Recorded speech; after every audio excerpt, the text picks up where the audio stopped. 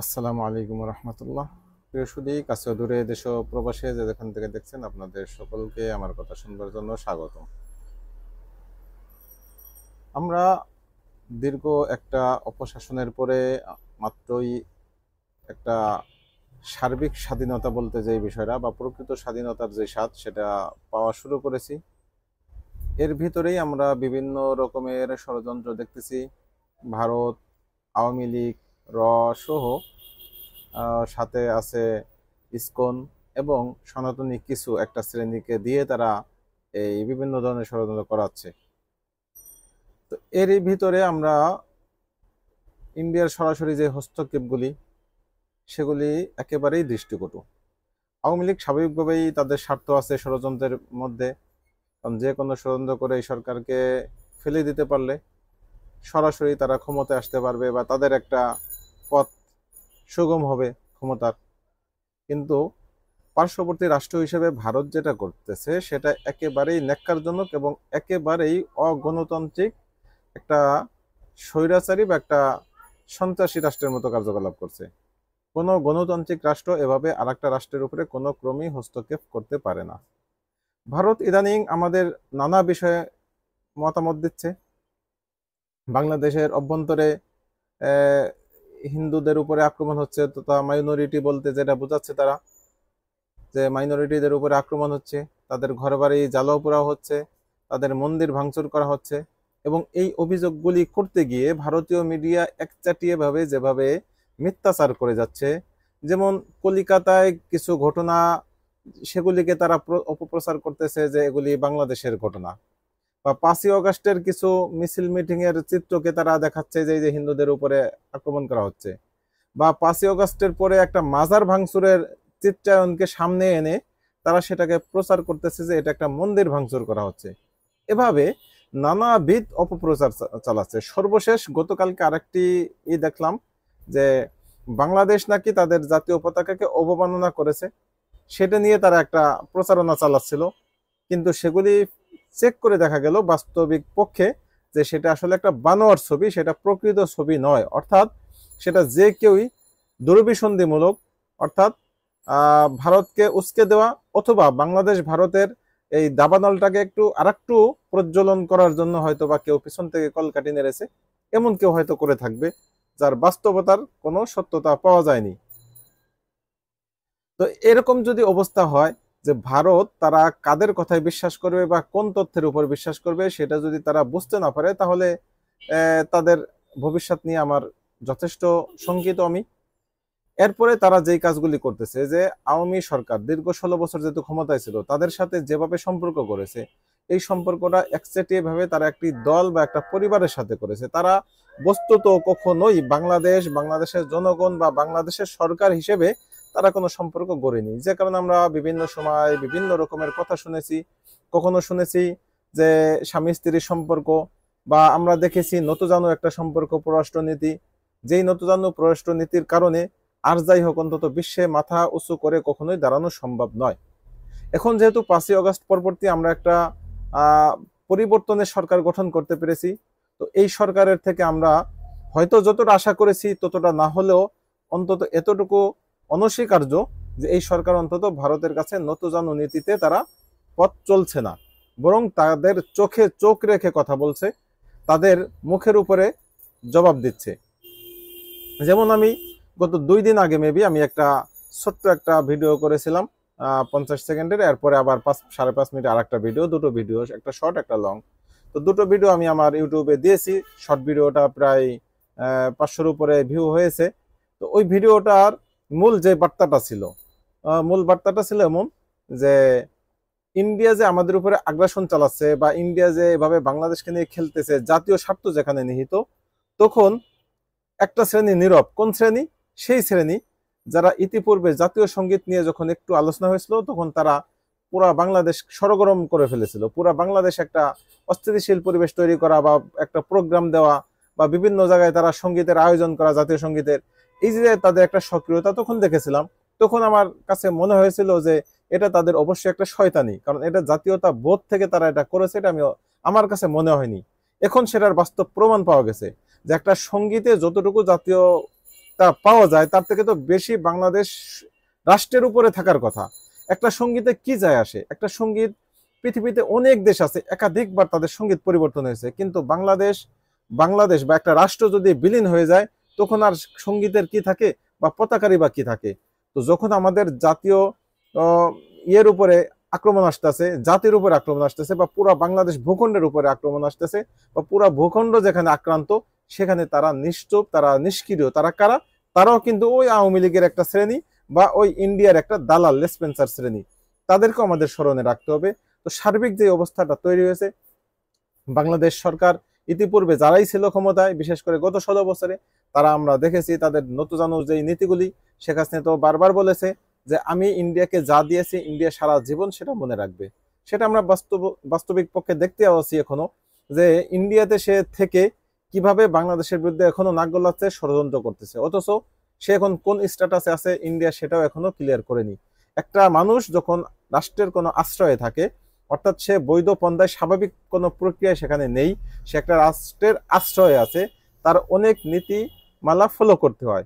সে India বসে বসে বাংলাদেশের বিরুদ্ধে ষড়যন্ত্র করতেছে, সে বহির্বিশ্বে অর্থাৎ যুক্তরাষ্ট্রে মিটিংয়ে অ্যাটেন্ড করতেছে অনলাইনের মাধ্যমে, এবং সেখানে জনগণকে বা তার নেতাকর্মীকে উদ্বুদ্ধ করতেছে, তাদেরকে উৎসাহিত করতেছে, ভবিষ্যতে বাংলাদেশ কিভাবে কি করবে সেই বিষয়ে কথা বলতেছে, সে বর্তমান সরকার নিয়ে কথা বলতেছে। সার্বিক বিষয় চিন্তা করলে এটা একেবারেই একটা ভিন্ন মাত্রা তৈরি করে। কারণ যেহেতু বাংলাদেশ আর ইন্ডিয়া যদি বন্ধু রাষ্ট্র থাকতে হয়, যদি পারস্পরিক সহমর্মিতা থাকতে হয়, যদি পররাষ্ট্রনীতি উভয়ের সাথে চালাচালি করতে হয়, তাহলে অবশ্যই বাংলাদেশ রাষ্ট্রের স্বার্থ তাদেরকে দেখতে হবে। কোনো দল, কোনো ব্যক্তির স্বার্থ এখানে মুখ্য নয়। আজকে একজন আছে, কালকে সে থাকবে না, কিন্তু দেশ কিন্তু সারা জীবন থেকে যাবে। এই বাংলাদেশ যতদিন থাকবে ইন্ডিয়াও ততদিন থাকবে। অতএব ইন্ডিয়ার যেই বিষয়টা, যে তাদের যে পররাষ্ট্রনীতি সেটা চেঞ্জ করে তারা অন্তত এখন থেকে, আমার পরামর্শ হচ্ছে যে আপনারা একটা রাষ্ট্রের সাথে রাষ্ট্রের একটা যে সম্পর্ক সেটা বিল্ড আপ করার চেষ্টা করেন, বা জনগণের সাথে জনগণের যে সম্পর্ক সেটা বিল্ড আপ করার চেষ্টা করেন। ইন্ডিয়া জনগণের সাথে বাংলাদেশের জনগণের সম্পর্ক অত্যন্ত চমৎকার, তাতে কোনো সন্দেহ নাই। দুই একজন পার্সোনাল অর্থাৎ একটু বিকৃত মনস্কা কিছু থাকতেই পারে, সেটা দোনো দেশেই থাকে। এছাড়া সার্বিকভাবে বাংলাদেশের আপামর জনতা বা ইন্ডিয়ারও আপামর জনতা, তারা কিন্তু পারস্পরিক তাদের সহমর্মিতা বা তাদের সৌজন্যবোধ অত্যন্ত প্রকট। সেটা নিয়ে আমার কোনো মাথা ব্যথা নেই। আমার মূল মাথা ব্যথা হচ্ছে সেখানে শাসক যারা রয়েছেন, বিশেষ করে এই কসাই মোদি। এই কসাই মোদি ক্ষমতা আসার পর থেকে, আর এদিকে শেখ হাসিনা যতদিন ক্ষমতায় ছিল, এই দুটো দেশের একেবারে 12টা বাজিয়ে দিয়েছে। তারা সব জায়গায় শুধু ধর্মকে ব্যবহার করে, মৌলবাদী চেতনাকে লালন করে তারা অন্য ধর্মকে তারা বিলীন করতে চায়। এটা হচ্ছে মোদির খাসলাত। আর শেখ হাসিনার খাসলাত ছিল তার ওই, সেও মৌলবাদী, সে একটা চেতনা, সে 71-এর চেতনা খারাপ হয়ে যেত তাদের সকলের। এই 71-এর চেতনা বেছে বেছে তারা সবকিছু পাওয়ার একটা চিন্তা করত। আর বাংলাদেশের কিছু বুদ্ধিজীবী ছিল যারা মূলত অন্ধের মতো এই শেখ হাসিনা এবং শেখ হাসিনা সরকারের সকল কর্মকাণ্ডকে তারা বৈধতা দিয়ে তাদেরকে দানব একটা সরকারে পরিণত হওয়ার মতো সুযোগ করে দিয়েছিল। সেই সকল যারা লোক ছিল তারা এখনো কিন্তু বাংলাদেশে বিদ্যমান আছে। হয়তো তারা সরাসরি কোনো হত্যাকাণ্ডের সাথে জড়িত নয়, কিন্তু তারা কিন্তু প্রকারান্তরে এই দানব সরকার হওয়ার পিছনে তাদের মারাত্মক ভূমিকা ছিল। তাদের কিছু চেহারা আমরা দেখেছি। একটু আগে যে বললাম আমি, যে 5ই আগস্টের পরে যখন জাতীয় সঙ্গীত নিয়ে একটা কথা আসলো, তখন কিন্তু তাদের একটা শ্রেণী মাঠে নেমে আসছিল। ওই তাদেরকে আমরা চিনে রাখা দরকার, কারা কারা আসছিল এবং কি তাদের প্ল্যান ছিল। অবশ্যই তাদের প্ল্যান কি সেটা আমাদের সামনে পরিষ্কার, এবং এই প্ল্যান কখনোই তাদের বাস্তবায়ন হতে দেওয়া যাবে না। তো সর্বোপরি আমার যেই কথাটা, যে আমি আজকের মূল আলোচনার শেষ করব যে বিষয়টা নিয়ে, যে ইন্ডিয়া সরকার যেই কাজগুলি করতেছে, মুসলমানদের উপরে যেইভাবে নির্যাতন করতেছে, অপরদিকে বাংলাদেশের যেই ঘটনা ঘটতেছে না, যার কোনো বাস্তবতা নাই, সেগুলি তারা ফুলিয়ে ফাঁপিয়ে মিথ্যা কথা বলে বা বানোয়াট কিচ্ছা কাহিনীর ভিত্তিতে তারা নানা রকম কথা বলতেছে বা নানা রকম প্রচারণা চালাচ্ছে। বাংলাদেশে বস্তুত 5ই আগস্টের পরে এই পর্যন্ত কোনো হিন্দু সম্প্রদায়ের উপরে কোনো আক্রমণ হয়নি, এটা হলো চরম সত্য কথা। হ্যাঁ, তাহলে প্রশ্ন আসবে, তাহলে হিন্দুদের বাড়ি কি জ্বালাও পোড়া হয়নি? হ্যাঁ হয়েছে, তবে সেটা হিন্দু হিসেবে নয়, সেটা শুধুমাত্র তাদের রাজনৈতিক মতাদর্শের কারণে তারা রাজনীতি করেছে। তারা যখন আওয়ামী ক্ষমতায় ছিল, আওয়ামী লীগ ক্ষমতায় থাকার সময় তারা যেভাবে নিগৃহ জুলুম নির্যাতন করেছে মানুষের উপরে যেভাবে তারা স্টিম রোলার চালিয়েছে, তারই একটা ফিডব্যাক পেয়েছে 5ই আগস্টের পরে সাধারণ জনতার কাছ থেকে। তো এই বিষয়টাকে কখনোই ভারত ওভাবে বড় করে দেখা তাদের কোনোভাবেই উচিত নয়। কিন্তু তাদের দেশে কি ঘটতেছে সেটা তারা একেবারেই বিবেচনায় আনছেন না, বা তারা কখনো কল্পনাও করতেছেন না। তারা নিত্য নতুন এক একটা ফন্দি আঁটতেছেন। মুসলমানদের উপরে এমন কোনো নির্যাতন নাই যা ভারত সরকার করছে না। সেখানে গরু খাওয়ার জন্য, গরুর মাংস রাখার দায়ে তাদেরকে হত্যা করা হচ্ছে। সেখানে নারায়ে তাকবীর স্লোগান দেওয়ার জন্য তাদের উপরে জুলুম করা হচ্ছে। সেখানে মসজিদকে ভেঙে সেখানে মন্দির করা হচ্ছে। বাবরি মসজিদ, এখন আবার আজমিরি শরীফ, সেখানেও নাকি তাদের কি মন্দির ছিল। এই যে একটা নিয়ম বহির্ভূত একটা কার্যকলাপ তারা করতেছে, যেটা সরাসরি সন্ত্রাসী কার্যকলাপ, রাষ্ট্রীয় মদদে সন্ত্রাসী কার্যকলাপ। এই সন্ত্রাসী কার্যকলাপের বিরুদ্ধে বাংলাদেশ সরকারের যোগসই একদম মানে স্পষ্টভাবে তাদের চোখে চোখ রাঙিয়ে এই বিষয়ে কথা বলা উচিত যে আপনারা এই কাজ করতে পারেন না। কারণ একটা মুসলিমদের ধর্মীয় অনুভূতিতে আঘাত দেওয়ার কোনো কাজ কোনো রাষ্ট্র করতে পারে না। কোনো দেশই অন্য ধর্মের ধর্মাবলম্বীদের চেতনায় আঘাত দিয়ে কোনো কাজ করে সেই দেশ অন্তত রক্ষা করা যায় না।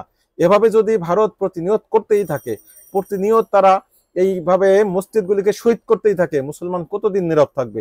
কতদিন আপনি তাদেরকে নিশ্চুপ রাখবেন? একটা সময় আসতে মুসলমান দাবানলের ন্যায় জ্বলে উঠবে এবং সেই বিস্ফোরণ সামলাতে আপনারা পারবেন না, এটা নিশ্চিত থাকেন। আপনারা বিভিন্ন সময় বাহানা দিচ্ছেন এখানে অমুক ছিল তমুক ছিল, 500 বছর 700 বছর 1000 বছর এই ছিল, অথচ 1947 সালে আপনাদের সুপ্রিম কোর্টের রায় দেখুন, সেখানে কি আছে? সুপ্রিম কোর্ট স্পষ্ট, ইন্ডিয়ার সুপ্রিম কোর্ট সেখানে বলেছিল যে 47-এর আগে এই ইন্ডিয়াতে যাদের যে উপাসনালয় ছিল সেটা সেভাবেই থাকতে হবে। যেটা মুসলিমদের সেটা মুসলিমদেরই থাকবে, যেটা হিন্দুদের সেটা হিন্দুদেরই থাকবে। অতএব নতুন করে 47-এর পরে এসে এখন যে অবস্থায় আছে এর থেকে ব্যতিক্রম করার কোনো সুযোগ নেই। কোনো মন্দির ভেঙে মসজিদ করা যাবে না, কোনো মসজিদ ভেঙে মন্দির করা যাবে না। কিন্তু আপনারা সেই সুপ্রিম কোর্টের সেই আইনকে বা সেই আদেশকে লঙ্ঘন করে একের পর এক মসজিদকে আপনারা শহীদ করতেছেন, সেখানে মন্দির তৈরি করতেছেন। সর্বশেষ আজমিরি শরীফ নিয়ে একটি মামলা হয়েছে, সেই মামলাটির তারিখ আছে আগামী 20 তারিখ। এর প্রেক্ষাপটেই আমাদের বাংলাদেশের আপামর সকল জনতা খুব ক্ষিপ্ত। আগামীকাল শুক্রবার অনেক জায়গায় নানাভাবে এটার বিরুদ্ধে প্রতিবাদ হবে, বিভিন্ন জায়গায় হবে, মিছিল হবে, বিক্ষোভ হবে। এই বিক্ষোভে অংশ নেওয়া আমার আপনার সকল মুমিনের, সকল মুসলিমের ইমানি দায়িত্ব, এবং সর্বাত্মকভাবে এর প্রতিবাদ করে অন্তত ইন্ডিয়া সরকারের কানে যেন কোন কুহুরের ভিতরে যেন পৌঁছে যায় যে মুসলিমরা কখনোই দুর্বল নয়, তাদেরকে আপনারা দুর্বল ভাবার কোনো সুযোগ নেই।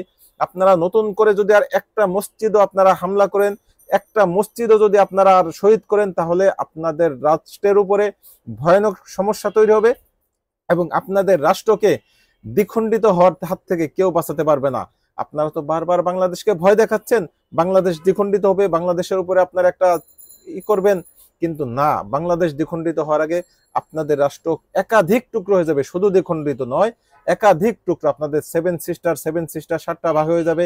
এছাড়া আরো বেশ কিছু রাষ্ট্র অঙ্গরাজ্য সেগুলিও ভাগ হয়ে যাওয়ার সমূহ সম্ভাবনা আছে। অতএব আপনাদেরকে আমরা সাবধান করে দিচ্ছি, আপনারা বাংলাদেশের হিন্দুদের প্রতি কোনো সমস্যা তৈরি না হওয়া সত্ত্বেও আপনারা তাদেরকে নিয়ে যেভাবে সরব, ঠিক একইভাবে যদি আপনারা অন্তত আপনাদের দেশে মুসলিমদেরকে যেভাবে আপনারা নির্যাতন করতেছেন তার ন্যূনতম যদি আপনারা সরব থাকতেন, তাহলে আমরা অন্তত আপনাদের কৃতজ্ঞতা পেশ করতাম। সাথে সাথে আপনাদেরকে স্মরণ করে দিতে চাই, আপনারা এই 5ই আগস্টের পরে কোনো ঘটনা ছাড়াও আপনারা যেভাবে এক এক রকম ধামা চাপা দিয়ে আপনারা বিভিন্নভাবে আপনারা এক একটা প্রপাগান্ডা চালাচ্ছেন, আপনাদের মিডিয়াগুলি বানোয়াট কিচ্ছা কাহিনী বলতেছে, অথচ বিগত 16 বছরে আপনারা কখনোই বাংলাদেশের হিন্দু সম্প্রদায়ের নির্যাতন নিয়ে কোনো মুখ খোলেননি। আপনারা মুখে কুলুপ এঁটেছিলেন। কেন এঁটেছিলেন? কি কারণে? তখন নাসিরনগরে হামলা হয়েছে, তখন জগন্নাথ বিশ্ববিদ্যালয় ইয়েকে হত্যা করেছে, কুপিয়াক হিন্দুকে, হ্যাঁ, এভাবে বিভিন্ন রকমের ঘটনা ঘটেছে। হিন্দুদের সম্পদ জোর করে তাদের সম্পদকে আওয়ামী লীগ লুণ্ঠন করেছে বা জবরদখল করেছে, সে বিষয় নিয়ে আপনারা কখনো নাক গলাননি। তার মানে আপনাদের মূল উদ্দেশ্য হিন্দু কার্ড নয়, বরং আপনাদের মূল উদ্দেশ্য এই সরকার। অতএব এই সরকারের বিরুদ্ধে যদি আপনাদের পদক্ষেপ হয়, হাসিনার পক্ষে যদি আপনাদের পদক্ষেপ হয়, সেটা এত ঘুরিয়ে পেঁচিয়ে না বলে স্পষ্ট সেই কথা বলুন, তাহলে আমরা সতর্ক থাকবো, আমরা আপনাদের বিষয়ে সেভাবেই সিদ্ধান্ত নিব। আর যদি মনে করেন যে না, হাসিনা চলে গেছে, সেটা পাস্ট, হাসিনা আর বাংলার জমিনে কখনোই এই রাষ্ট্রে ক্ষমতায় আসতে পারবে না, এটা নিশ্চিত থাকেন। আপনাদের ইতিপূর্বের যে দৃষ্টিশক্তি সেখানে ভুল ছিল। আপনারা সর্বশেষ আওয়ামী লীগের সাথে যেভাবে আপনারা কাজ করেছিলেন, আপনারা মনে করেছিলেন যে আওয়ামী লীগ বুঝি আরো দীর্ঘ সময় ক্ষমতায় থাকবে, কিন্তু আপনাদের সেই চিন্তা চেতনা ভুল ছিল। আপনারা বুঝতে পারেননি বাংলাদেশ সম্পর্কে, বাংলাদেশের জনগণের ম্যান্ডেট আপনারা বুঝতে পারেননি। এখন অন্তত সময় আছে, আপনারা জনগণের ম্যান্ডেট বুঝে আপনারা সামনে অগ্রসর হন